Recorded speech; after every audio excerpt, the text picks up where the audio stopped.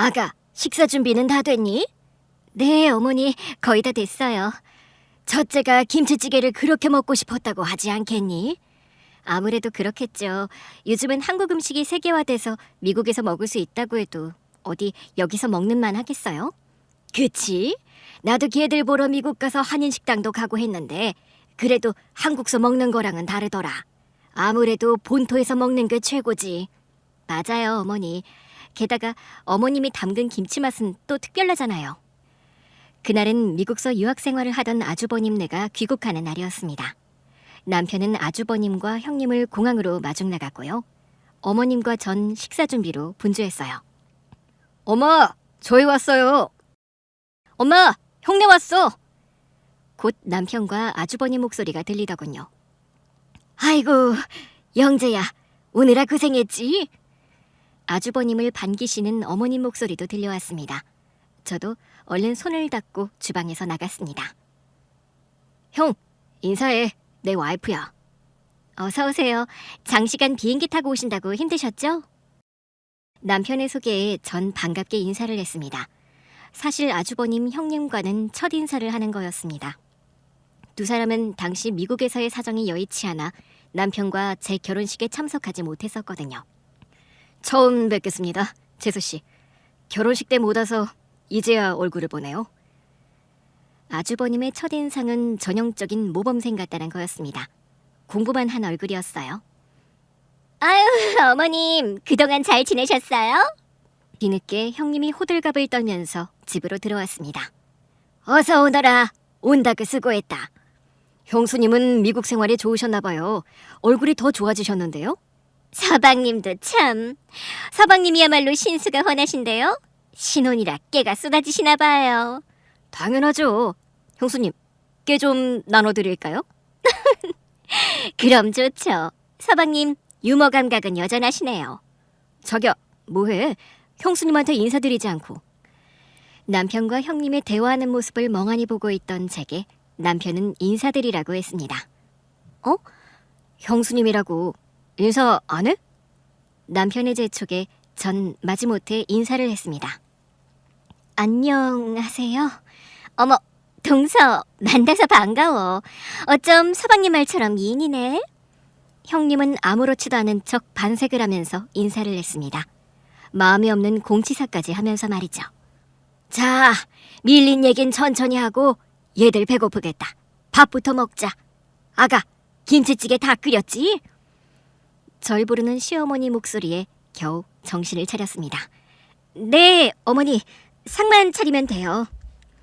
이야, 드디어 원조 김치찌개를 먹게 되네. 어머니, 글쎄 이 미국에서도 툭 하면 어머님이 끓여주신 김치찌개 얘기를 했다니까요. 그래서 내가 김치찌개 끓여놓고 너희 기다리지 않았니? 역시 내 마음 아는 사람은 엄마뿐이라니까. 시끌벅적한 분위기를 뒤로하고 전 얼른 주방으로 들어와 식탁을 차리고 있었는데요. 형님이 따라 들어와 제게 이런 말을 하더군요. 오선아, 내가 손윗동서인 거 알고 놀랐나 보네. 이렇게 정보가 느려서야. 내가 네 형님인 건 알지? 앞으로 잘하라고. 어째? 넌 평생 꼬봉 인생을 사는구나? 제가 뭐라 대꾸하려고 하는데 바로 시어머니가 들어오셨습니다. 첫째, 너도 도우려고? 오늘은 그냥 쉬어. 장시간 비행기 타고 오느라 피곤하잖아. 어머, 어머니, 그래도 될까요? 조금 전 빈정대던 표정이 순식간에 순한 양의 모습으로 바뀌더군요. 어이가 없어 쳐다봤더니 혀를 날름 내밀곤 사라졌어요. 물론 시어머니 몰래 말이죠. 모두들 신이 나서 식사를 했지만 전 밥이 입으로 들어가는지 코로 들어가는지 모르겠더라고요. 자기, 어디 아파? 아까부터 표정이 안 좋아. 집으로 돌아가는 길에 남편이 아프냐고 물었습니다. 그냥 머리가 좀 아파서 그래. 그럼 약국 들렀다 갈까? 아니야, 가서 좀 쉬면 될 것 같아. 자기 음식 준비한다고 너무 무리했나 보네.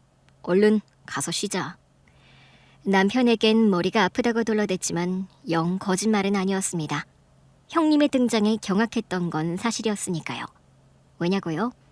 손윗동서가 사실은 학창시절 절 집요하게 괴롭혔던 주인집 딸이었으니까요. 그런데도 천연덕스럽게 절 모르는 척하던 모습이 떠올라 기가 막혔습니다. 세상에, 무슨 이런 악연이 다 있지? 평생 만나고 싶지 않은 한 사람을 꼽으라면 단연코 그의 서정미였습니다. 그런데 하필이면 손윗동서로 다시 만난 거였어요. 그런데 다음날 정미가 절 찾아왔더라고요. 아침부터 무슨 일이야? 전 차갑게 무슨 일이냐고 물었는데요. 갑자기 정미가 무릎을 꿇더니 제 발목을 잡고 애원하는 게 아니겠습니까? 눈물까지 지으면서 말이죠. 선아야, 미안해. 내가 잘못했어. 뭐? 내가 너한테 한 짓 때문에 아직도 날 미워하고 있는 건 아니지? 갑자기 이게 무슨 짓이야? 어젠 나보고 평생 꼬봉 인생 사는 팔자라고 비웃지 않았어? 그건 내가 생각지도 못하게 널 봐서 당황해서 그런 거고. 하, 당황? 당황한 얼굴이 아니던데? 너 내가 네 동서라는 거 이미 알고 있었잖아. 아냐? 정미의 천연스럽던 행동이 하도 이상해서 아침에 남편에게 물어봤었습니다. 그랬더니 남편이 형에게 결혼식 사진을 보냈다고 하더군요. 이미 정미는 제가 동서라는 사실을 알고 있었던 거였습니다. 그게... 거짓말할 생각하지 마. 그이한테 결혼식 사진 아주버님한테 보냈다는 거 확인했으니까. 선아야, 그게 뭐가 중요해. 우리 이제 동서지간이잖아. 그러니 잘 지내보자고. 하룻밤 사이에 왜 생각이 바뀌었을까? 어젠 네 꼬봉이라며. 그래서 미안하다는 사과하려고 이렇게 왔잖아. 가. 뭐?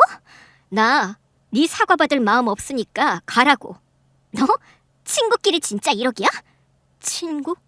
우리가 친구였던 적이 있니? 나 네가 한 짓 감춰줄 마음도 없어. 그러니 가. 정미야, 제발. 안 가? 왜? 지금이라도 당장 네가 한 짓 다 까발려줘?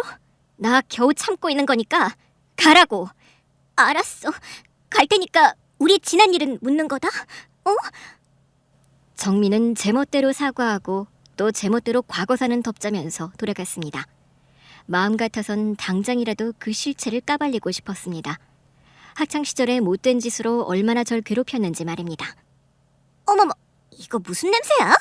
무슨 냄새? 어디서 시궁창 냄새 나지 않아? 어머, 오선아가 여기 있었구나. 어쩐지 구질구질한 냄새가 나더라니. 정미는 친구들 앞에서 조롱도 서슴지 않았습니다. 쟤 우리 집에 새 들어 살잖아. 거기 반자라 햇볕도 안 들어. 나 같으면 하루도 못 살겠더라. 중학교 2학년, 아버지 사업이 하루아침에 부도가 났었습니다. 빚잔치를 하고 나니 겨우 단칸방 하나 얻을 돈밖에 남아있지 않았어요. 어쩔 수 없이 얻었던 방이 정미 집에 달린 반지하 단칸방이었습니다. 그곳으로 이사가고 난 이후 저의 고된 학창시절은 시작됐었죠. 야, 오선아, 너 이 쓰레기통 비우고 와. 싫어. 네가 당번인데 왜 내가 해야 해? 뭐? 싫어? 너 우리 엄마한테 얘기해서 쫓겨나게 해줘? 하, 그랬다가는 너네가 고소당할걸? 계약서로 기간이 보장돼 있는 거 몰라? 하지만 저도 호락호락 당하고 있지만은 않았습니다. 툭하면 엄마한테 얘기해서 내쫓겠다는 말에 응수했더니 다른 온갖 걸로 절 괴롭혔어요. 오선아, 네가 훔쳐간 거 아니야? 뭐? 아니, 그렇잖아. 내 시계 탐낸 사람이 너밖에 더 있어? 한 번은 절 도둑으로 문 적도 있었습니다. 내가 언제 네 시계를 탐냈다고 그래? 하, 내가 모를 줄 알아? 시계 보는 네 눈빛 내가 다 봤다고. 자신의 시계를 보는 제 눈빛이 달랐다는 말도 안 되는 얘기를 하면서 훔쳐갔다고 억지를 부렸어요. 서정미, 말이 되는 소리를 해. 나 네 시계 본 적도 없다고. 정미는 사사건건 제 행동에 시비를 걸었지만 전 그애한테 관심이 1도 없었습니다. 새 시계를 차고 왔었는지도 몰랐습니다. 이게 어디서 거짓말이야? 야, 이 도둑년아! 정미야, 그러지 말고 가방 뒤져봐. 그래, 가방 뒤져보면 나올 거 아니야. 본 적도 없다는 제 얘긴 들리지도 않는 것 같았습니다. 제 가방을 낚아채 정미와 함께 어울려 다니던 패거리들이 제 가방을 뒤지려던 순간이었는데요. 한 친구가 시계를 가지고 나타났었습니다. 야, 서정미! 이 시계 말하는 거 아니야? 어? 너 그 시계 어디서 났어? 어디긴 화장실 세면장에 있더라. 잘 좀 챙겨. 엉뚱한 사람 도둑으로 몰지 말고. 순간 분위기가 반전됐죠. 시계 찾았으니 됐지? 선아야, 가자. 친구 덕분으로 도둑이란 오명에서 벗어날 수 있었어요. 그게 분했는지 며칠 후엔 심부름까지 시키더라고요.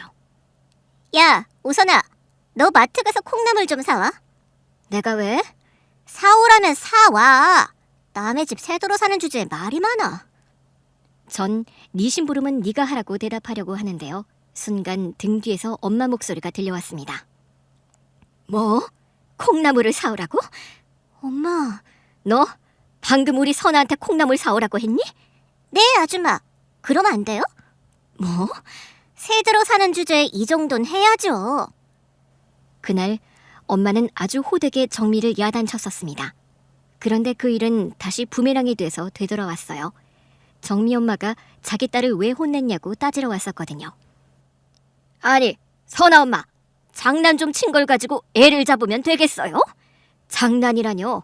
어떻게 친구끼리 심부름을 시켜요? 친구니까 그런 거죠. 그럼 생판 모르는 남한테 부탁을 해요? 부탁이 아니었으니까 하는 얘기잖아요. 부탁이 아니었으면 우리 정미가 협박이라도 했다는 거예요? 협박까지는 아니라도 어떻게 새들어 사니까 심부름을 하라고 할 수가 있어요?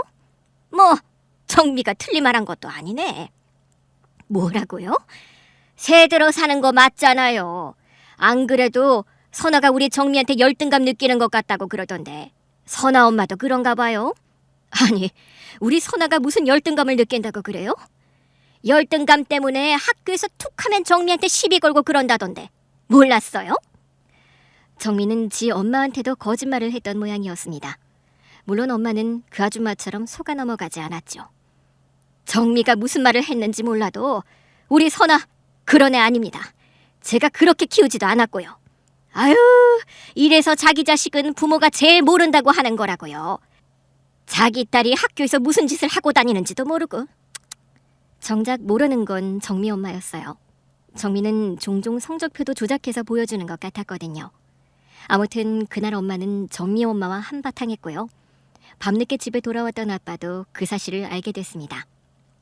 아빤 그 일을 계기로 악착같이 돈을 모았고요. 고등학교 2학년이 되면서 저흰 그 집에서 이사를 했습니다. 물론 학교에서 한 번씩 마주치긴 했지만 정미와의 인연은 그렇게 끝이 났다고 생각했었는데요. 그런데 손윗동서로 다시 만나게 됐던 겁니다. 자기야, 토요일 엄마 생신인 거 알지? 알지? 엄마 생신 축하 형이 올해는 집에서 하자고 하던데? 집에서? 형은 오랜만에 함께 하는 거잖아. 그래서 그런가 봐. 아주버님네가 귀국한 그 다음 주 토요일이 어머님 생신이었습니다. 집에서 생신 축하를 하자는 아주버님 제안에 시댁으로 가서 생신상을 준비했습니다. 정미는 내내 제 눈치를 보는 듯 했어요. 전 무시하고 제 할 일만 했죠. 그러다 어처구니 없는 일이 일어났습니다. 물론 저만 아는 사건이었지만요. 엄마, 이 사람 중고등학교 모두 학생회장 했었대. 식사 후 과일을 먹다가 학창시절 얘기가 나왔었는데요. 아주버님이 정미 자랑을 했습니다. 중고등학교 때 학생회장을 했었다고 말이죠. 진짜입니까, 형수님? 대단하시네요. 뭐 그런 걸 가지고 그러세요. 그런 거라뇨. 학생회장 그거 아무나 못합니다. 형수님 친구들한테 인기가 많았나 봐요. 인기뿐이겠냐? 전교 1, 2등을 다투는 모범생이었다고. 와, 형수님 짱입니다. 남편은 대단하다고 맞장구를 쳤습니다. 전 그런 광경을 어이없이 쳐다보고 있었는데요. 그런 저 때문이었는지 정미는 안절부절하더군요.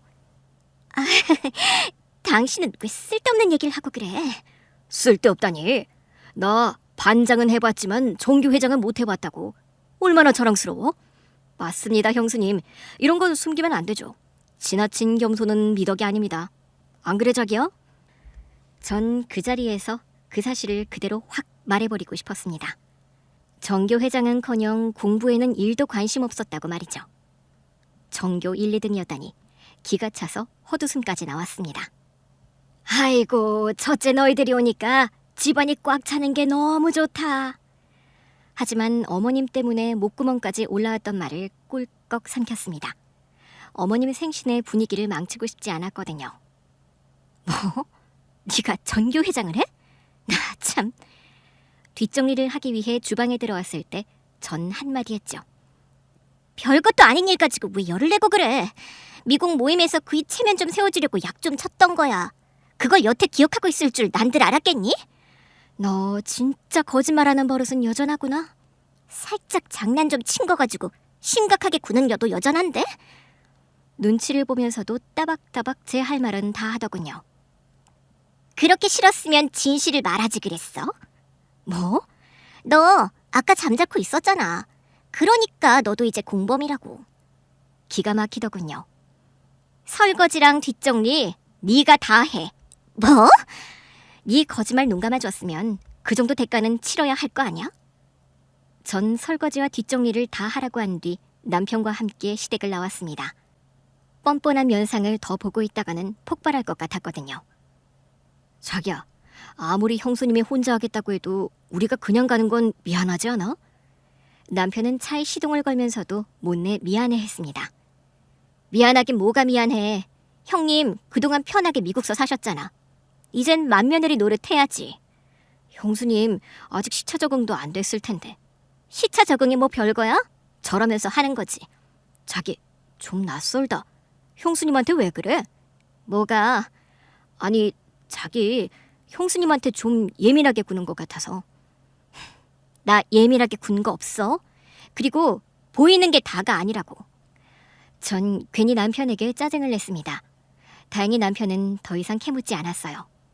엄마 생신상 준비한다고 자기 고생했어. 고마워.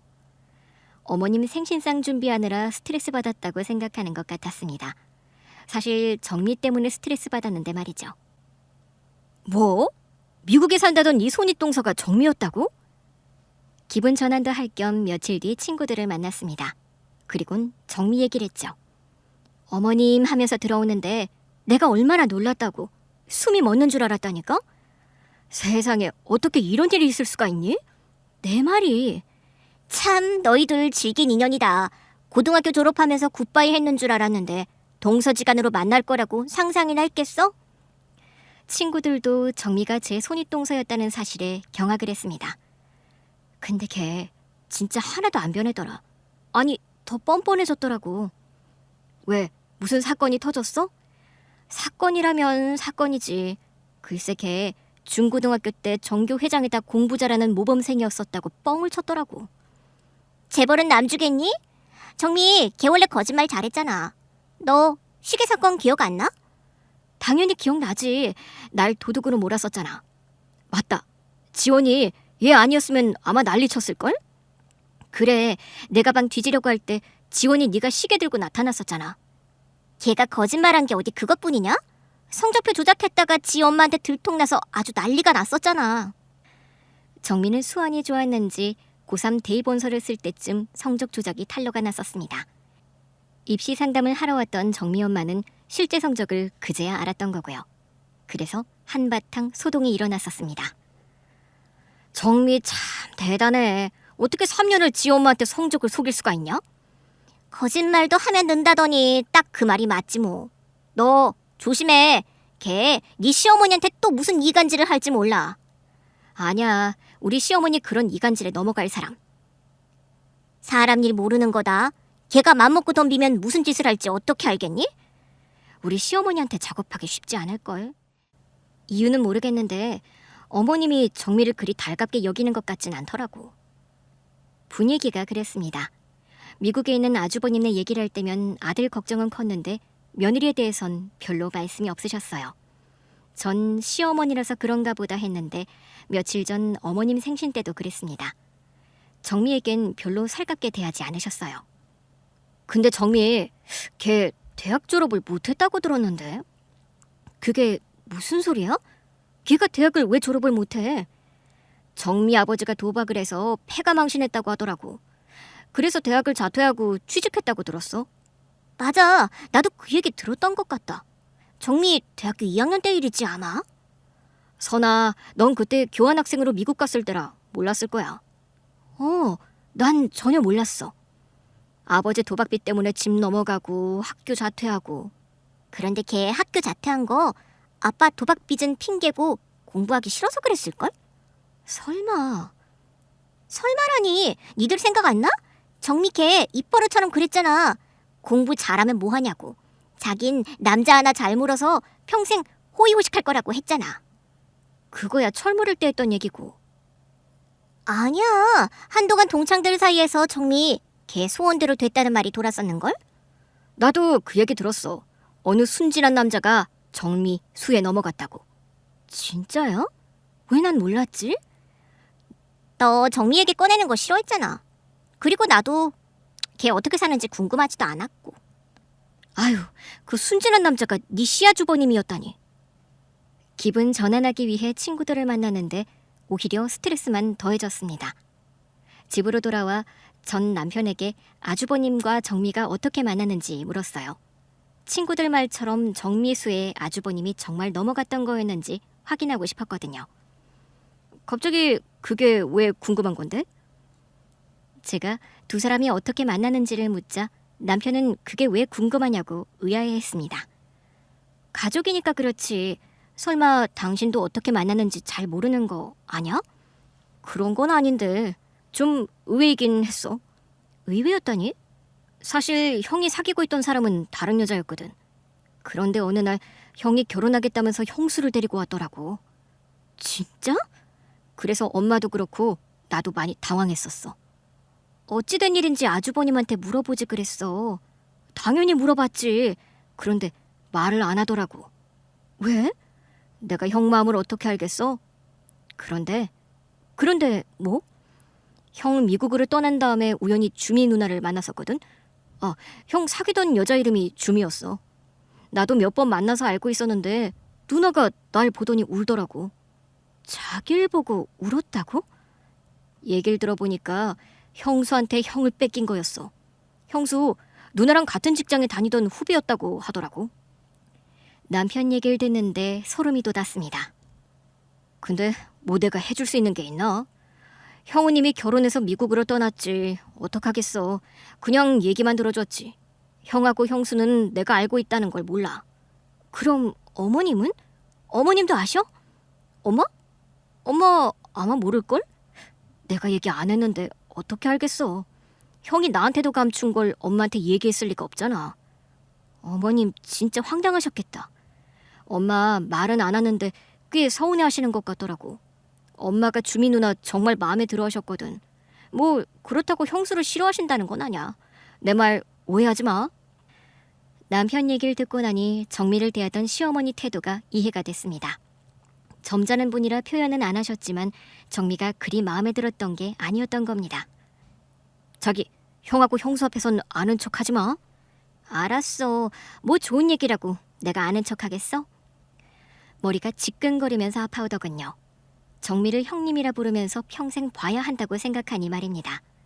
아주버님네가 다시 미국으로 갔으면 좋겠다는 바람마저 들었습니다. 자기야, 형은 다시 미국으로 돌아갈 계획은 없대? 없을걸? 거기 생활 다 정리하고 들어온 거잖아. 피할 구멍이 없었습니다. 그런데 이런 제 속도 모르고 정무는 어느 순간부터 제 버릇이 나오기 시작하더군요. 동서, 내가 아직 컨디션이 완전히 회복되지 않아서 그런데 말이야. 오늘 설거지랑 뒷정리는 동서가 좀 해줄래? 시어머니와 가족들 앞에선 꼬박꼬박 손윗동서 행세를 했습니다. 힘든 일은 한국 생활이 아직 적응되지 않아 그렇다면서 제게 미루려고 했어요. 그래서 한판 붙기도 했었어요. 야, 서정미, 너 미국서 얼마나 살았다고 한국 생활에 적응 안 됐다는 핑계를 대는 거야. 누가 들으면 미국에서 한 10년 정도 살다 온 줄 알겠다? 야, 넌 위아래도 없니? 나 네 형님이야. 어디서 손윗동서 무서운 줄 모르고 반말이야? 하, 손윗동서? 집어넣게 못 준다더니. 너 내가 경고했지?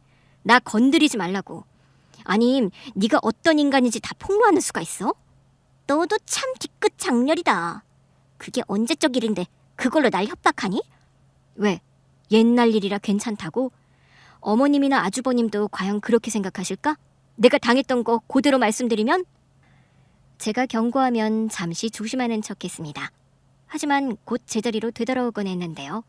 그러다 결국 사건이 터지고 말았습니다. 우선아! 문 열어! 당장 문 안 열어? 저녁 식사 준비를 하고 있었는데요. 갑자기 우리 집에 쳐들어와선 제 이름을 부르면서 고래고래 소리를 지르더라고요. 너 뭐야?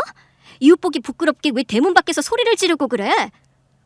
얼른 대문을 열어주면서 조용히 하라고 했는데요. 집 안으로 들어선 정민은 더 크게 떠들기 시작했습니다. 착한 척은 혼자 다 하더니 곳에 못 참고 고자질을 해? 내가 너 때문에 지금 얼마나 웃음꼴이 됐는지 알아? 알아듣게 얘기해. 지금 발뺌을 하시겠다. 너 그런 수작이 나한테 통할 것 같니? 나 서정미야. 알아, 너 서정민 거. 그러니까 소리 좀 그만 지르고 무슨 일인지 얘기를 하라고. 너지? 네가 시어머니한테 다 일러 바쳤지?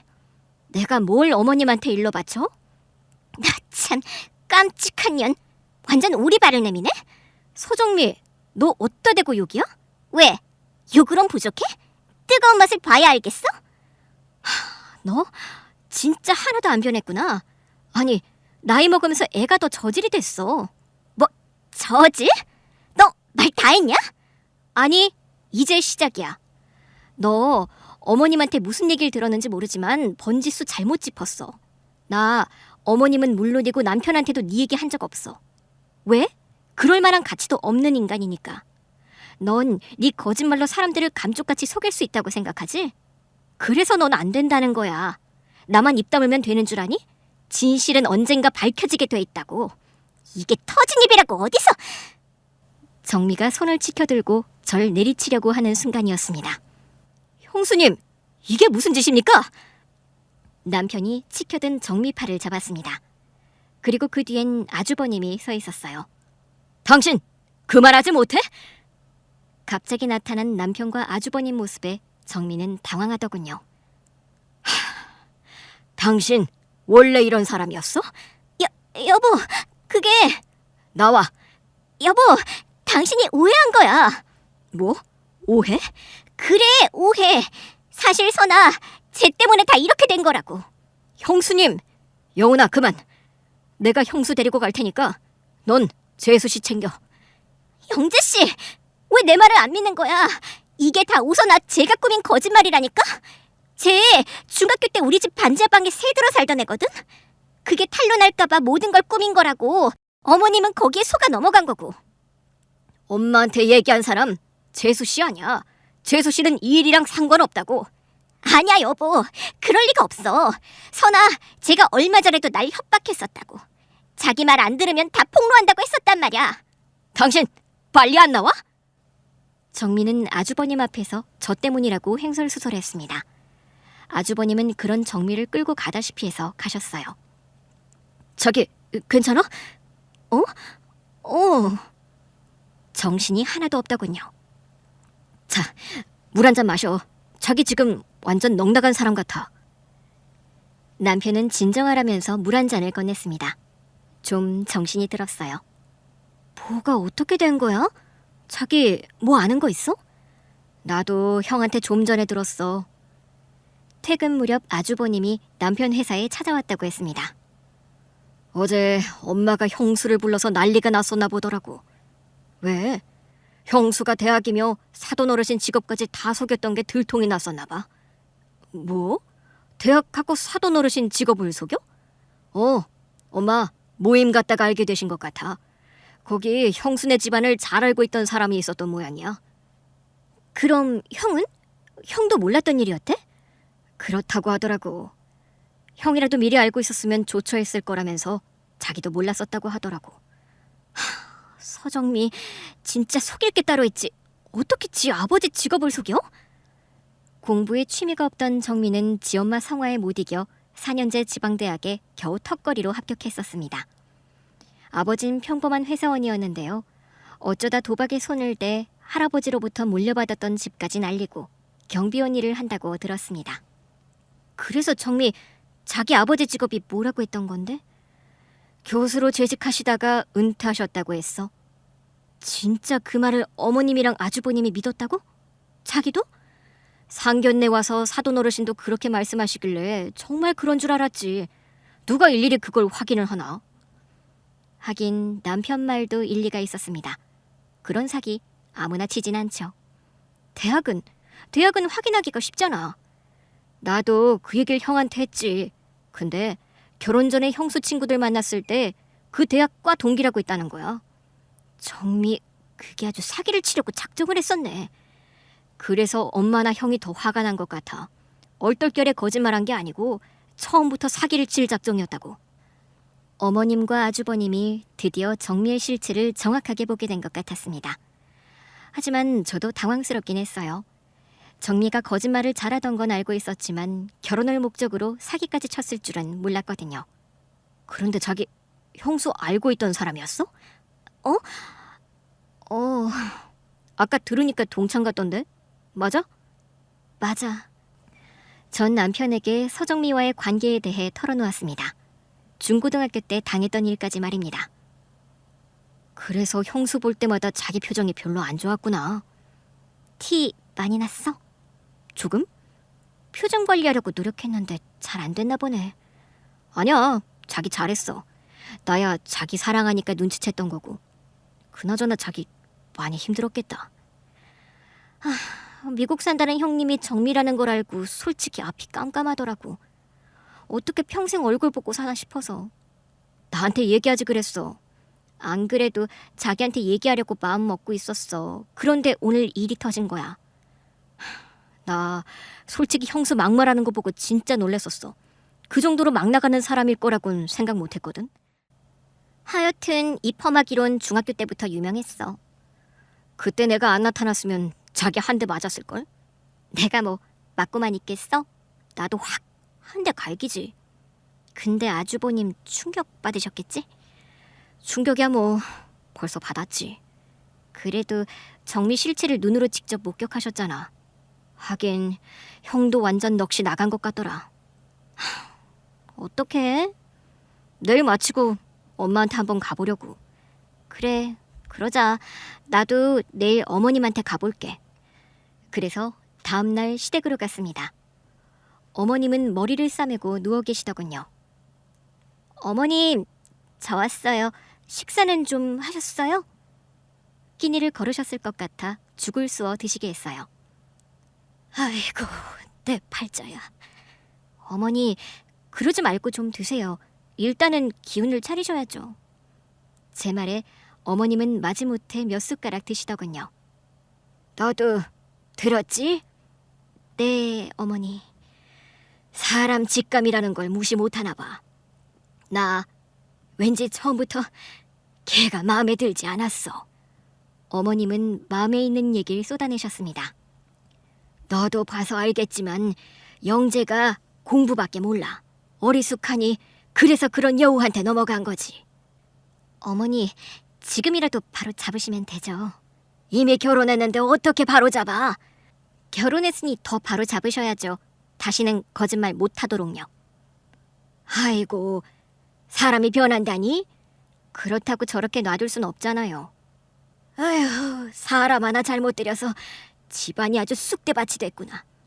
어머님께는 정미와의 일을 굳이 말씀드리지 않았습니다. 안 그래도 머리 싸매고 누워 계신 분께 더 이상의 충격을 줘선 안 되겠다는 생각이 들어서였어요.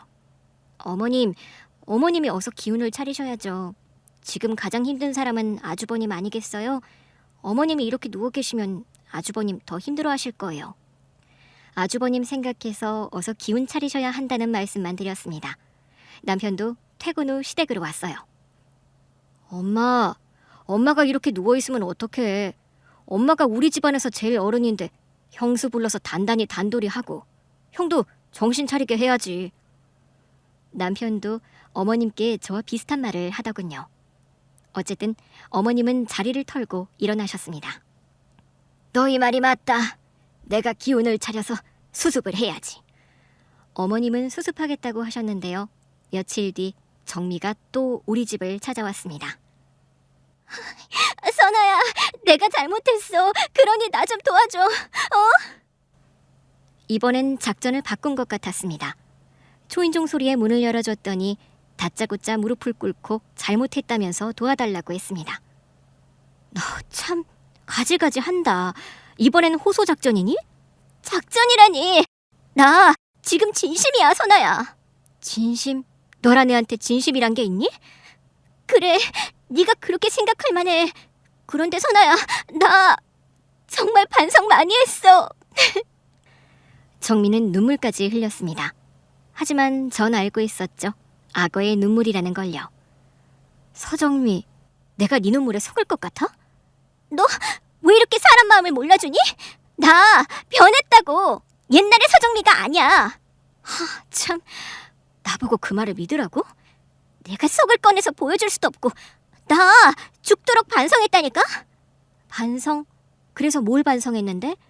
옛날에 너한테 한 짓. 고작 그것뿐이야? 너 지난번 내 발목 잡으면서 애원했던 거 기억나지? 그건 왜? 너 그때도 거짓으로 그런 거였잖아. 나한테 꼬봉 인생이라고 막말해놓고선 아차 싶었겠지. 내가 너에 대해 어머님이나 아주버님에게 얘기하면 어떡하나 싶어서. 다음날 바로 날 찾아온 거 아니었어? 아니야. 나 그때도 진심이었어. 진심? 그러고선 너 내가 입 다문다 싶으니까 옛날처럼 함부로 행동했잖아. 내가? 선아야, 그건 오해야. 나 얼마나 네 옆에서 조심했다고. 조심했다는 내가 며칠 전에 찾아와서 그 난리를 쳤니? 너 나한테 욕까지 했어. 설마 또 아니라고 발뺌하는 건 아니겠지? 선아야, 내가 그날은 머리가 어떻게 됐었나 봐. 시어머니한테 사기꾼 취급받으니까 화가 나서 나도 모르게 그만. 거짓말. 뭐? 넌 입만 열면 거짓말이구나.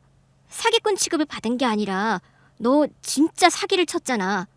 대학에다 너희 아버지 직업까지 속이고 결혼했다면서. 그래. 그런데 그땐 어쩔 수가 없었어.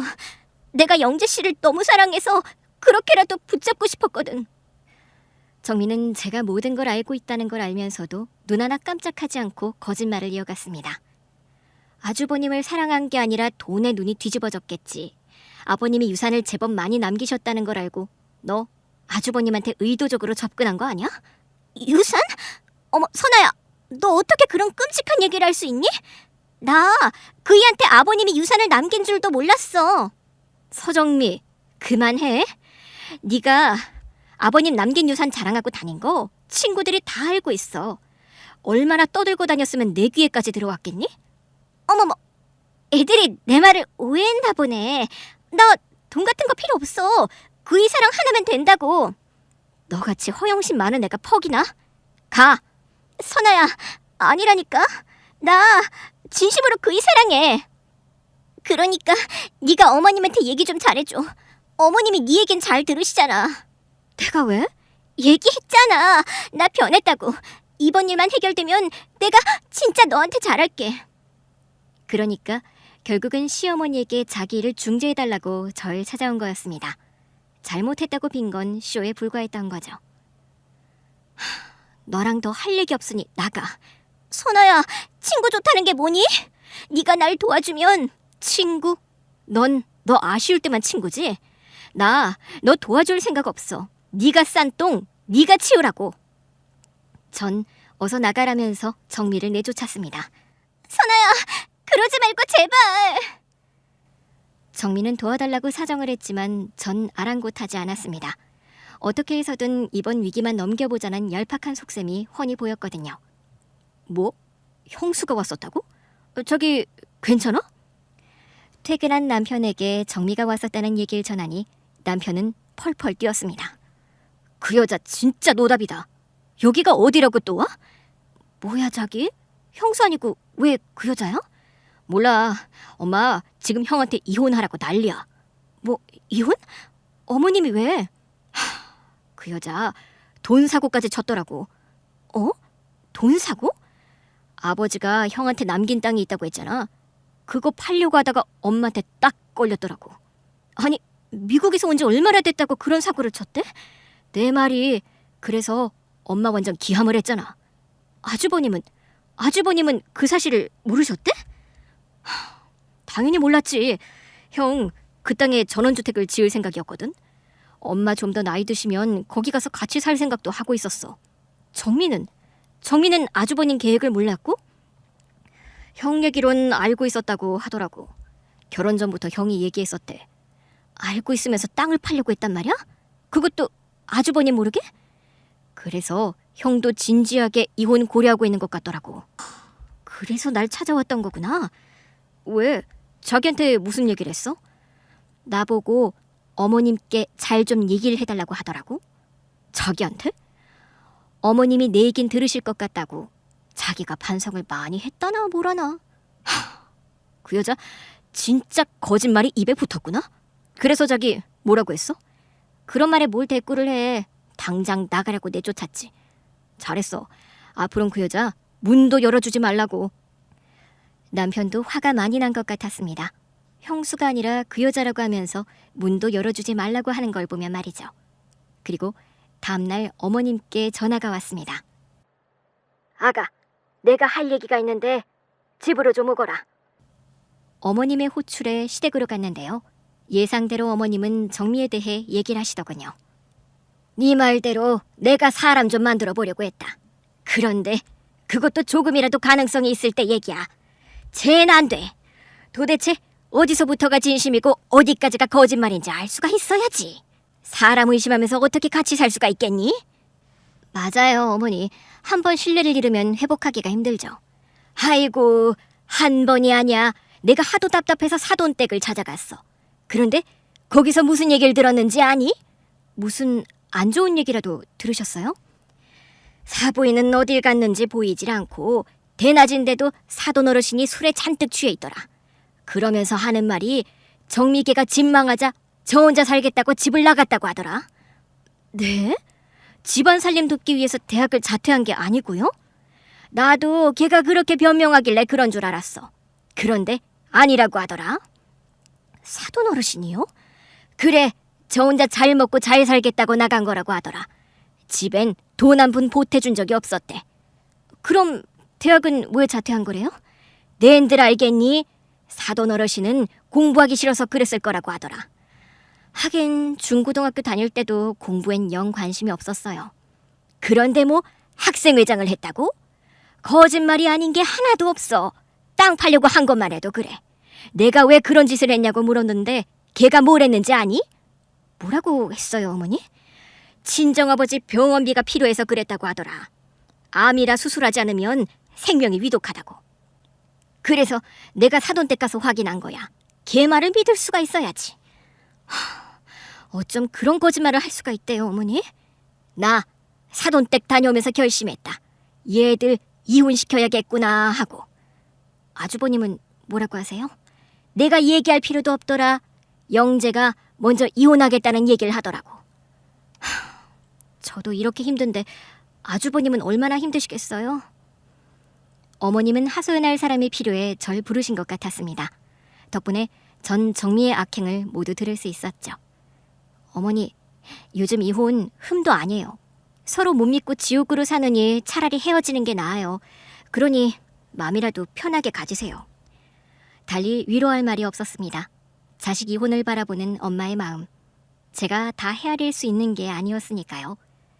정민은 그 이후에도 한껏 진상짓을 했습니다. 이혼당할 위기에 처하게 되니 별수를 다 쓰더라고요.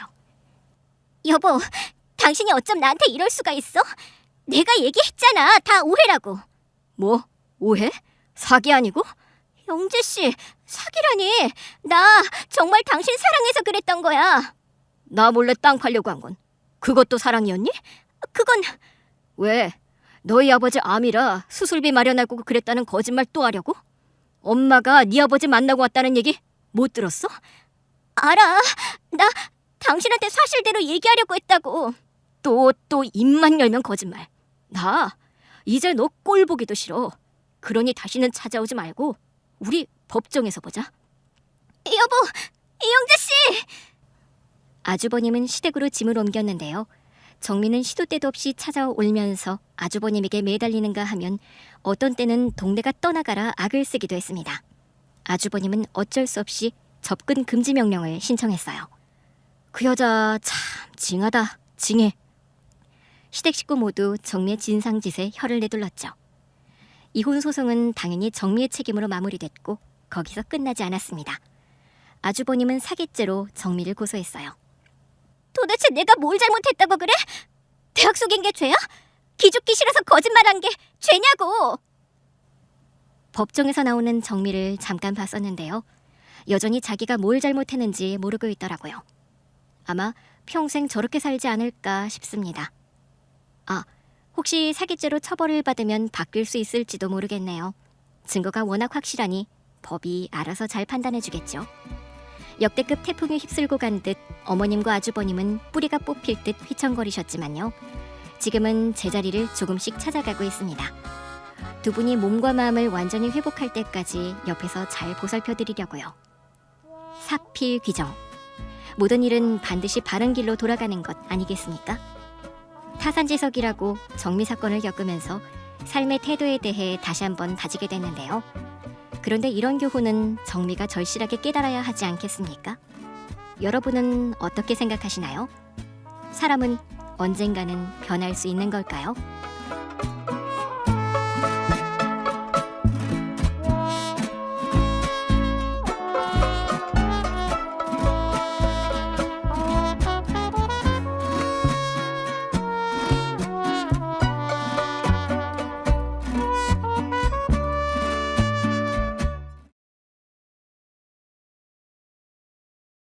남편과 결혼한 지 5년 차가 되었을 때 시동생이 제 짝을 만나 결혼했습니다. 저는 동서가 생겨서 기분이 무척 좋았고 여동생이 하나 더 생긴 것 같아 앞으로 즐겁게 지낼 거라 믿었습니다. 동서가 신혼여행을 다녀온 뒤 저희 집에서 다시 만나게 되었는데 반가워하는 저와는 달리 동서는 제 눈을 잘 마주치지도 않았습니다. 동서, 고향이 안산이라며? 나도 안산에서 초중고를 다녔는데 동서는 학교 어디 나왔어? 글쎄요. 기억 안 나는데요. 그럴 수도 있지. 그럼 살던 동네는 어디야? 형님, 지연으로 엮으려고요? 됐어요. 괜히 고향 후배라면서 기강 잡고 부려먹으려는 거라면 관두세요. 그리고 안산은 초등학교 때까지만 살았어요. 그런데 기억이 잘 안 나네요. 그 뒤로는 쭉 서울에서 살아서 어릴 때 기억은 거의 없거든요. 기강을 잡다니 절대로 아니야. 됐고, 형님 고졸이라고 들었는데 진짜예요? 설마 아니죠? 아니, 고졸 맞아. 왜? 대박. 요즘도 대학 안 나온 사람이 있나요? 형님 공부를 엄청 못하셨나 봐요. 공부를 못한 건 아니고 가정 형편 때문에 못 갔어. 네, 그래요. 알겠어요. 왜 웃어? 동서는 제가 윗사람으로 보이지 않는 건지 친근하게 말을 걸어도 까칠하다 못해 예의 없이 받아쳤습니다.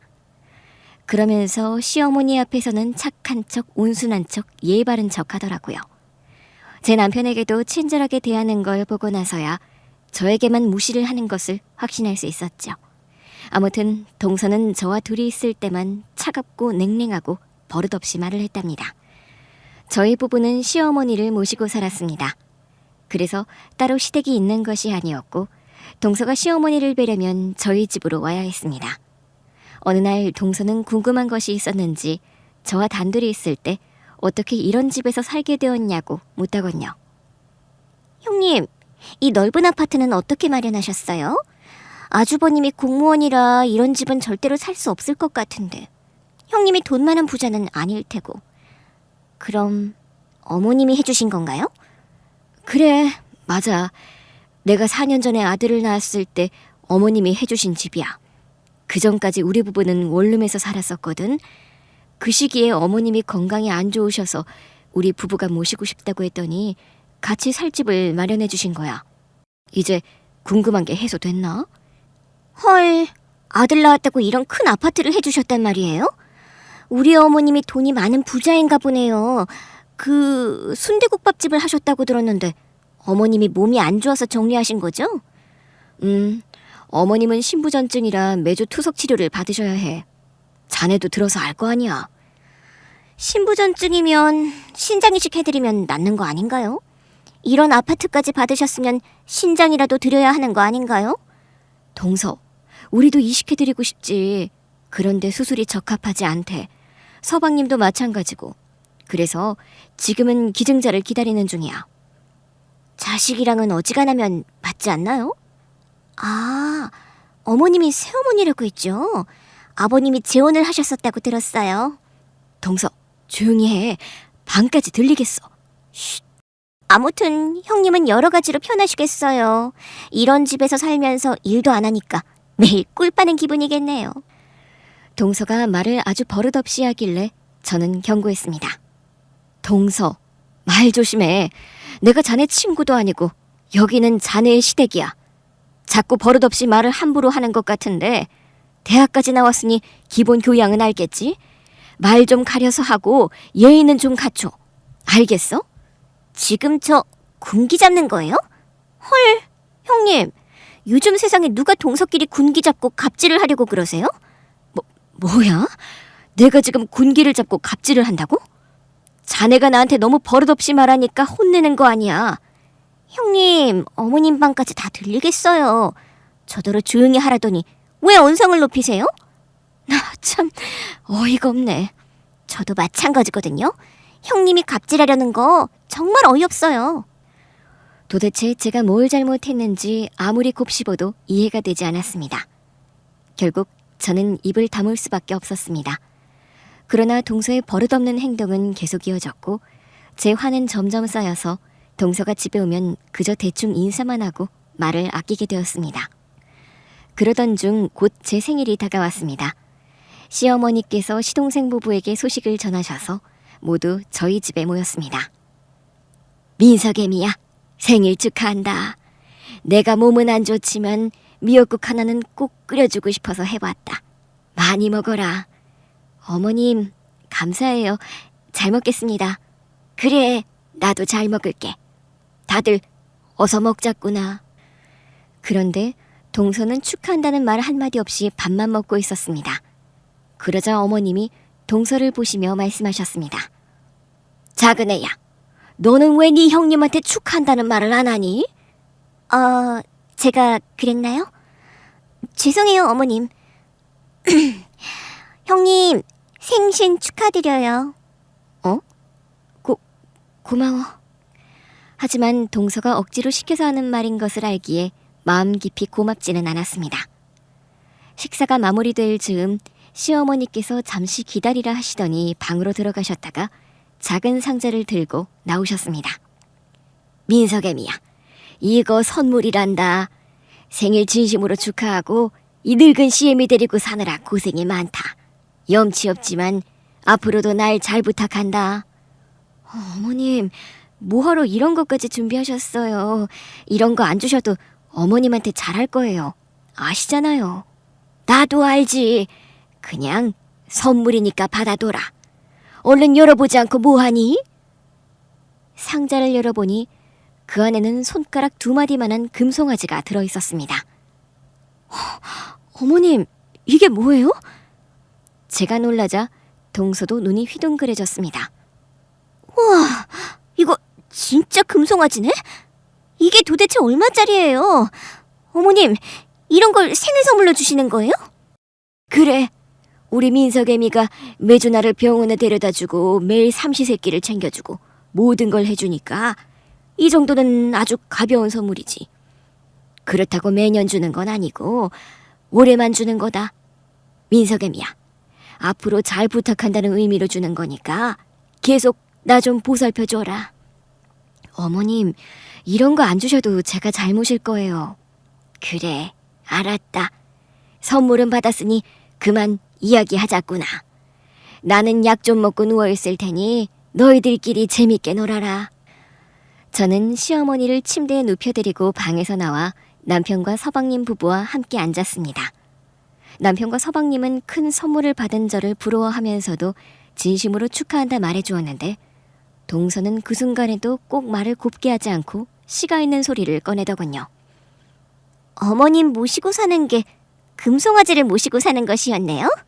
참 운도 좋은 분이시네. 뭐? 동서, 그게 무슨 말이야? 내가 이런 선물 받으려고 어머님을 무신다는 거야? 그런 의미가 아닌데요. 어머님이 귀한 분이라는 뜻이에요. 형님, 이해력이 많이 부족하시네요. 교양 공부 좀 하셔야겠어요. 뭐야? 동서, 내가 바보인 줄 알아? 나랑 단둘이 있을 때만 그러는 줄 알았더니 내 남편이랑 서방님 앞에서까지 뭐 하는 짓이야? 왜요? 정말 금송아지 받으려고 어머님을 모시는 거 아니에요? 어머나, 형님이 찔려서 발끈하시는 것 같네요. 그 말에 제 남편이 동서를 향해 버럭 소리를 질렀습니다. 재수씨, 지금 뭐 하는 겁니까? 집사람 생일에 축하는 못해줄 망정 되먹지 못한 소리나 하고 있어요? 아까부터 시비 쪼로 말하더니 선을 아주 심하게 넘으시네요. 그러자 서방님은 동서 편을 들며 오히려 제 남편을 몰아붙였습니다. 형, 내 아내가 뭘 잘못했다고 소리를 질러? 내 아내가 뭐 틀린 말이라도 했어? 형수가 엄마를 모시는 건 고마운데 그 때문에 이득 보려는 거 모를 것 같아? 돈 때문에 모시는 거 모를 줄 아느냐고. 이 자식이 잘 알지도 못하면서 내 아내가 돈 때문에 엄마 모신다고? 내 아내가 그럴 사람으로 보이냐 이 자식아? 왜 소리를 꽥꽥 질러? 형도 찔리는 게 많은가 보지? 형 사업 잘 안 되다가 갑자기 풀린 게 이상하다 싶더니 엄마 돈 받아서 키운 거지? 아니야 이 자식아. 엄마가 생활비를 주시려고 해도 내 아내가 안 받아. 엄마가 우리 둘 키우면서 얼마나 고생을 심하게 한지는 너도 알고 나도 알잖아. 웃기고 있네. 거짓말을 눈 하나 깜짝 안 하고 하네. 형이랑 형수 사기부부다니 딱 어울린다. 이 자식이 진짜. 남편과 서방님은 결국 서로의 멱살을 잡고 주먹 다짐 직전까지 갔습니다. 제가 달려들어 뜯어말리려 하자 동서가 오히려 저를 밀치며 소리쳤습니다. 말리긴 왜 말려요? 한번 끝까지 가보자고요. 동서, 이게 다 자네 때문인 거 몰라? 조금이라도 죄송하면 싸움부터 말려야 할 거 아니야. 나 때문이 아니라 간사하게 어머님한테 들러붙어서 꼬리 흔드는 형님이 모든 원인 아닌가요? 동서, 정말 이래야겠어? 자네도 나랑 한판 붙어보자는 거야? 그래, 붙어보자고. 나이도 같은 주제 반말로 훈계하는 거 이제 질려버렸어. 동서는 급기야 반말까지 하며 덤벼들었습니다. 네 사람이 고함을 주고받으며 주먹다짐으로 번지려는 순간 방에서 주무시던 시어머니가 나오셨습니다. 너희들 뭐하냐? 형제끼리 지금 뭐하는 짓이야? 시어머니의 호통에 저희 네 사람은 자동적으로 떨어졌습니다. 저와 남편은 고개를 숙였지만 서방님과 동서는 고개를 빳빳이 세운 채 오히려 시어머니께 따졌습니다. 엄마, 형이랑 경수한테 해준 만큼 우리한테도 해줘. 나도 돈 줘. 돈 달라고. 맞아요, 어머님. 형제를 똑같이 대해주셔야죠. 같이 사는 자식에게만 베푸는 건 이치에 맞지 않아요. 결혼 자금? 네 형도 돈 한 푼 안 받고 알아서 결혼했어. 어머님, 이 집은요? 어머님 돈으로 마련한 거잖아요. 날 모시고 산다고 하니까 마련한 거다. 여긴 네 형이랑 형수 집이 아니라 내 집이야. 내가 편히 지내려고 산 집이라고. 시어머니가 단호하게 정리를 해주시자 시동생 부부는 더는 아무 말도 못하고 입을 다물더라고요. 제 생일은 그렇게 난장판으로 끝이 났습니다. 이후 시동생 부부는 저희 집에 한 달 넘게 오지 않았습니다. 그런데 저는 알지 못했던 특별한 날이 다가왔습니다. 시어머니가 주방에 들어가셔서 음식을 하시려 하길래 제가 말리며 말씀드렸습니다. 어머님, 드시고 싶은 게 있으면 말씀만 하세요. 오늘이 둘째 며느리 생일이다. 시어머니가 돼서 미역국 정도는 끓여야지. 네? 오늘이 동서 생일이에요? 그래, 그래서 내가 집으로 불렀다. 괜찮지? 네, 그럼요. 당연히 괜찮죠. 저도 동서랑 서방님께 미안한 마음이 커서 사과하고 싶었어요. 오늘 사과도 드리고 생일도 축하하면서 좋은 시간 보내면 되겠네요. 그래, 서운한 거 다 풀고 앞으로 잘 지내거라. 둘째한테도 단단히 일러놨으니 다시는 너한테 함부로 대하지 못할 거야. 동서의 생일날에 한자리에 모여 사과를 나누게 되었습니다. 동서는 저를 보자마자 끌어안고 울면서 사과하더군요. 형님, 제가 죽을 죄를 저질렀습니다. 죄송합니다. 그래. 나도 미안해. 형님, 제 생일이라고 이렇게 진수성찬을 차리신 거예요?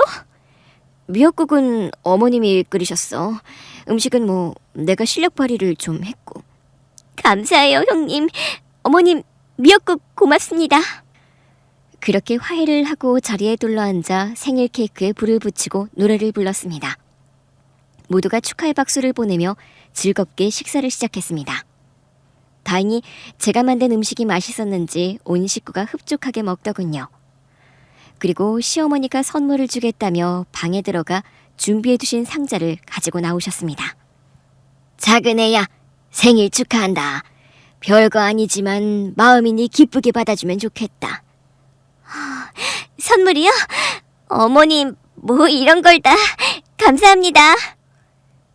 동서는 포장지를 벗기고 작은 상자를 열어보았습니다. 이건 손수건이네요? 손수건 안에 뭐가 있는 게 아니네요? 어머님, 선물이 이거 맞아요? 그래, 내가 잘 쓰고 있는 손수건과 같은 걸 샀다. 나와 똑같은 걸 네가 써주면 기분이 좋을 것 같았어. 나도 이 손수건을 친한 친구에게 선물 받았을 때 기분이 참 좋았거든. 둘째야, 다음에는 더 좋은 걸 사줄 테니 올해는 마음이 깃든 이 손수건만 받아주렴. 이거 말고 다른 건 없어요? 어머님, 금송아지가 아니어도 뭐라도 있어야 하는 거 아니에요? 그 말에 제가 나섰습니다. 동서, 어머님이 마음을 담아 준비하셨다잖아. 형님은 빠지세요. 제가 손수건 받으려고 여기까지 온 줄 아세요? 어머님, 정말 이게 전부예요? 또 다른 선물은 없으세요? 작은 애야, 너 화났니? 동서는 혀를 차며 짜증을 냈습니다. 그러더니 선물 상자를 바닥에 툭 던져버리고는 서방님을 향해 눈치를 주더군요. 엄마, 이게 선물이야? 겨우 손수건이 뭐야? 형수는 지난달에 금송아지를 받았으면서 우리는 손수건이라고? 그건 네 형수가 나 때문에 고생을 많이 하잖니. 생활비도 한번 보태준 적이 없고 뭐라도 해주고 싶어서 그랬던 거야. 아, 모시고 사니까 고생이 많아서 주셨다. 참, 아무리 그래도 금송아지랑 손수건은 차이가 너무 심하잖아. 엄마, 너무 무개념하게 행동하는 거 아니야? 그때 제 남편이 중지하려고 손으로 조용히 하라며 타일렀습니다. 조용히 해. 엄마가 의미 있는 선물이라고 했으니 감사히 받으면 그만이야. 형은 뭔데 이래라 저래라야. 우리 지금 억울해서 화가 치솟는다고. 그만해라. 내 집사람이 받은 금송아지는 모셔뒀다가 나중에 엄마 치료비가 부족하면 팔아서 쓸 생각이었어. 그러니까 괜히 우리가 큰 걸 받았다고 생각하지 말고 지금 받은 축하에 만족해라. 웃기고 있네. 금송아지를 팔아서 엄마 병원비로 쓰겠다고? 차라리 지나가는 개가 날아다닌다고 말해봐. 이 자식이 또 시작이네. 그만하고 입 다물어라. 또 싸우고 싶지 않으니까 조용히 해. 아니, 그렇게 못하겠어. 말 나온 김에 엄마 재산 얘기를 해야겠어. 우리 아버지가 돌아가시면서 엄마가, 아니, 더 정확히는 새엄마가 받은 재산이 얼마나 되는지 알아야겠어. 우리 아버지 돈이었으니까 우리가 받아 마땅한 거 알지? 엄마, 돈 얼마나 있어? 그 말에 남편은 시동생을 한심하다는 듯 바라보며 일렀습니다. 야, 아버지가 돌아가실 때 빚만 남긴 거 기억 안 나냐? 집이 경매로 넘어가고 빚에 시달렸던 거 잊었어? 엄마가 우리 형제 키우려고 순댓국밥집에서 일하시다 가게를 인수하신 거 모르냐? 엄마 재산은 모두 엄마가 스스로 고생해서 마련하신 거라고. 우리가 모르는 뭔가 있을지도 모르잖아. 엄마, 솔직하게 말해봐. 진짜 아버지가 남긴 재산이 하나도 없어? 시어머니는 큰 충격을 받으셔서 숨조차 고르게 쉬지 못하셨고요. 그래서 저는 시어머니의 팔다리를 꼭 붙들고 주물러 드렸습니다. 어머님, 괜찮으세요? 많이 힘드시면 저랑 병원에 가요. 아니다. 놀라서 그런 거니까 걱정하지 마라. 저기, 작은 아들, 엄마가 네 아버지한테 받은 유산은 하나도 없다. 그게 궁금하다면 확실하게 확인시켜 줄 수도 있어. 그때 변호사님이 증언을 해주실 수도 있다. 참, 됐어요. 그러니까 엄마는 우리한테 한 푼도 줄 게 없다는 말이잖아요. 나중에 훗날 내가 몸이 아파 거동하기 힘들면 그때 다 나눠주마. 네 아버지 돈이 아닌 내가 벌어 모은 내 돈을 말이다. 이제 대답이 됐니? 아, 짜증나네. 여보, 그만 가자. 기분 더러워서 더는 앉아있지 못하겠어. 나도 마찬가지야. 꼴랑 손수건 받으려고 여기까지 온 줄 아나. 시동생 부부는 그렇게 분노를 쏟아내며 다시는 오지 않겠다는 듯한 기세로 저희 집을 떠나버렸습니다. 속상한 마음을 안고 계시던 시어머니는 며칠 동안 제대로 누워서 알아누우셨습니다. 저 또한 마음이 너무 괴롭고 기분이 가라앉아 깊은 잠을 이루지 못했고 식사마저 제대로 삼키지 못했습니다. 그러나 시간이란 결국 모든 것을 조금씩 어루만져 주는 법이어서 며칠이 흐르자 서서히 상처가 가라앉으며 다시금 일상의 리듬을 찾아가게 되었습니다. 그날 아침 시어머니를 모시고 병원에 함께 가려고 집을 나섰는데 뜻밖에도 현관 앞에 동서가 서 있었습니다. 저는 순간 의아하여 무슨 일로 찾아왔는지 물었고 동서는 언제 그랬냐는 듯 환하게 웃으며 마치 아무 일도 없었던 것처럼 태연하게 입을 열었습니다. 어머님이 걱정돼서 왔죠. 동서, 그럴 필요 없어. 어머님은 내가 책임지고 잘 모시고 올 테니까. 제가 형님께 말씀드린 적이 있나요? 그리고 형님, 저도 분명히 어머님의 며느리예요. 이렇게 웃는 얼굴로 돌아올 줄은 몰랐네. 하지만 어머님께서는 아직 동서를 반가워하지 않으시는 것 같아. 그러니 오늘만큼은 잠시 비켜주면 좋겠어. 그 순간 시어머니께서 제 팔을 붙잡으시며 저를 만류하셨습니다. 민석애미야, 됐다. 같이 가고 싶다는데 데려가자꾸나. 무슨 사정이 있어도 오늘은 그냥 데려가자. 그렇게 말씀하시자 동서는 곧장 시어머니의 팔을 잡아당기듯 부축하더니 저를 가볍게 밀어내고는 먼저 앞장서 걸어나갔습니다. 원래대로라면 저는 차가 없어 택시를 불러 이동했겠지만 그날은 동서가 직접 자기 차를 몰고 와 있었기에 마지못해 동서의 차에 몸을 싣고 병원으로 향하게 되었습니다. 병원에 도착한 시어머니는 평소와 다름없이 투석 치료를 받으셨습니다. 저는 곁에서 묵묵히 기다리며 지켜보았는데 그 사이 동서는 팔짱을 끼고 병원을 한 바퀴 둘러보더니 이내 저에게 다가와 입술을 비중 내밀며 말을 건넸습니다. 뭐, 껌이네요. 뭐가 껌이라는 거야? 아, 어머님 모시고 지내는 거요. 몸 아픈 분이라고 해도 결국은 반반 제때 챙겨드리고 이렇게 병원만 성실히 모시고 오면 끝 아니에요? 그런데 고작 그 정도 했다고 금송아지 같은 선물을 봐주셨단 말이에요? 지금 하고 싶은 말이 뭐야, 동서? 형님, 제가 솔직하게 말씀드릴게요. 이제부터는 제가 어머님을 모실 생각이에요. 형님이 어머님을 모시는 건 결국 재산 때문이잖아요. 사실 다들 그렇게 생각하거든요. 뭐라고? 내가 어머님 재산을 받으려고 모셨다고? 참 기가 막히네. 모 눈에는 뭐만 보인다고 자네 눈엔 돈밖에 안 보이나 보지? 뭐 아니라고는 못하죠. 딱 봐도 어머님이 형님께 모든 걸 물려줄 것 같아 보이니까요. 그래서 제가 모시면 훨씬 낫겠다고 생각한 거예요. 솔직하게 말하는 게 나쁜 건 아니지만 자네 말은 듣는 사람 기분을 무척 상하게 하네. 동서는 비웃듯 입꼬리를 비스듬히 올리며 콧방귀를 뀌었습니다. 형님은 다르다고 생각하세요? 가슴에 손을 얹고 진지하게 생각해 보세요. 왜 형님이 어머님을 모시고 사는 건데요?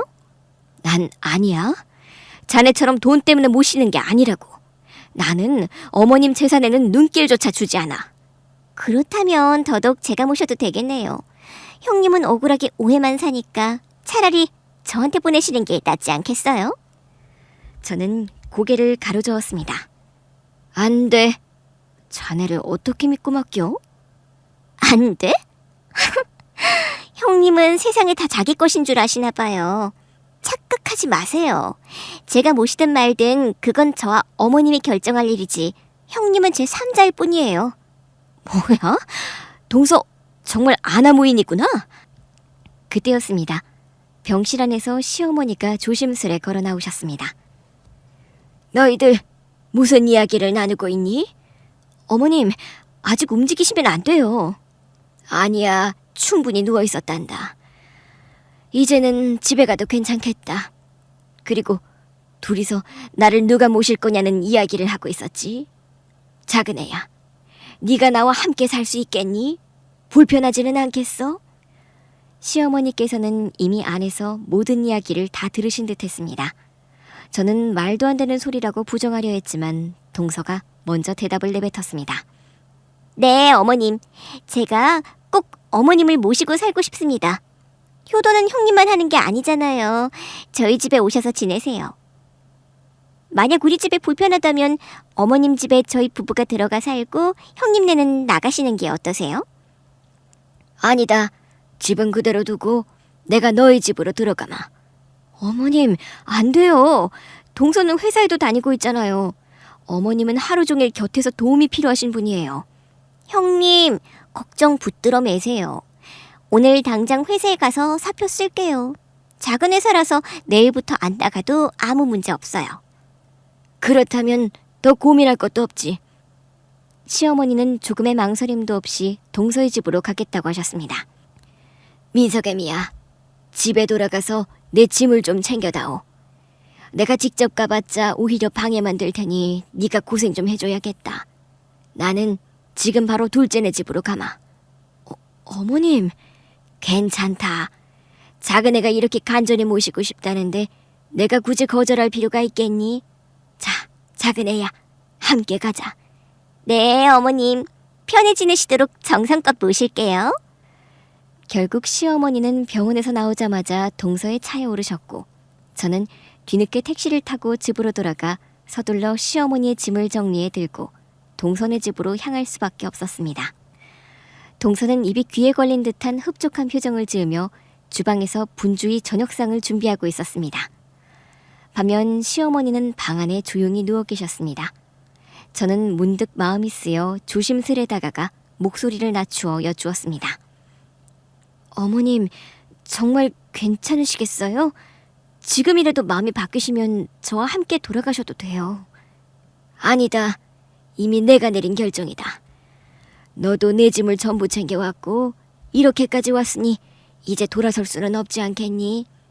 민석애미야, 내 걱정은 말고 이만 돌아가거라. 차마 발걸음이 떨어지지 않아 방 안에 멍하니 서 있었는데 그때 동서가 주방에서 냄비를 내려놓고 들어오더니 능청스럽게 제 등을 떠밀듯 말했습니다. 남편 저녁도 챙겨줘야 하지 않느냐며 괜히 지체하지 말고 어서 가라는 눈치였습니다. 결국 저는 더 머물 수 없었고 시어머니를 동서의 집에 두고 무거운 발걸음을 떼어 나올 수밖에 없었습니다. 집에 돌아와 남편에게 자초지종을 이야기했더니 남편은 눈을 크게 뜨며 깜짝 놀라더군요. 당연히 단 한마디 상의도 없이 벌어진 일이었으니 놀랄만도 했습니다. 그러나 곧 남편은 깊은 한숨을 내쉬며 말했습니다. 어머님께서 직접 선택하신 일이라면 우리도 그 뜻을 존중해야 하지 않겠느냐고 말했죠. 동서에게 시어머니를 맡긴 뒤로 저는 일부러 그 집에 발길을 하지 않았습니다. 괜히 찾아갔다가는 또다시 동서가 난리를 피울 게 뻔했고 불필요한 다툼을 피하고 싶었던 까닭이었습니다. 무엇보다도 시어머니가 제 손길 없이도 스스로 잘 적응하시길 바라는 마음에서 조용히 제 집에서 살림과 육아에만 몰두하며 지내고 있었습니다. 그러던 어느 날 정확히 한 달쯤 흘렀을까요? 뜻밖에도 동서가 혼자 저희 집 문을 두드렸습니다. 그런데 그 모습은 참으로 처참했습니다. 머리는 마치 산발이라도 한 듯 흐트러져 있었고 눈 밑에는 시커먼 다크서클이 드리워져 있어 마치 펜도곰이 줄넘기라도 한 것처럼 지쳐 있었습니다. 동서, 이게 무슨 일이야? 왜 이렇게 됐어? 형님, 나 정말 더는 못하겠어요. 뭘 못하겠다는 거야? 어머님, 제가 못 모시겠다고요.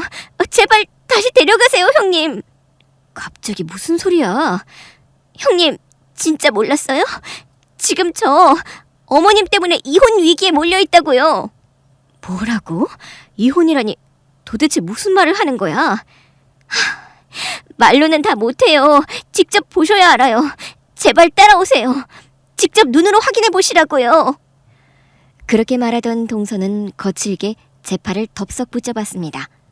그리고는 마치 놓칠세라 끌어당기듯 저를 자기 집으로 데리고 갔습니다. 동서의 집에 발을 들여놓자마자 제 눈앞에 충격적인 광경이 펼쳐졌습니다. 시어머니께서 방 안에서 악에 차 목소리를 높이며 방문을 마구 두드리고 심지어 부수려는 듯 몸부림을 치고 계셨던 것입니다. 어머님, 이게 도대체 왜 그러시는 거예요? 제발 진정하세요. 형님, 저 좀 보세요.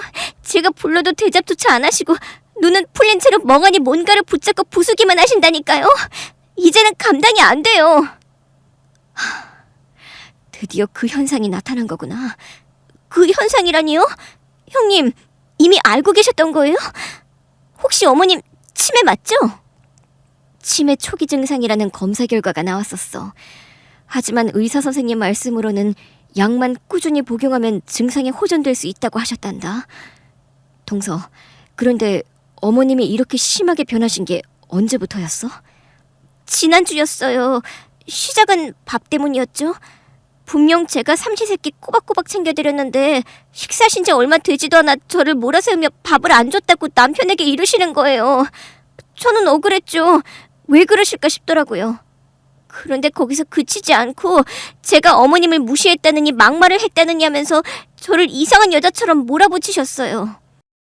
그런 일이 몇 번이고 반복되다 보니 서방님이 자네 말을 못 믿고 의심하게 된 거구나. 그래서 이혼 문제까지 거론된 거야? 이혼을 하겠다고 말한 건 아니었지만 아무튼 남편은 제 말보다는 어머님 말씀을 더 신뢰하는 것 같더라고요. 그래서 너무 억울했어요.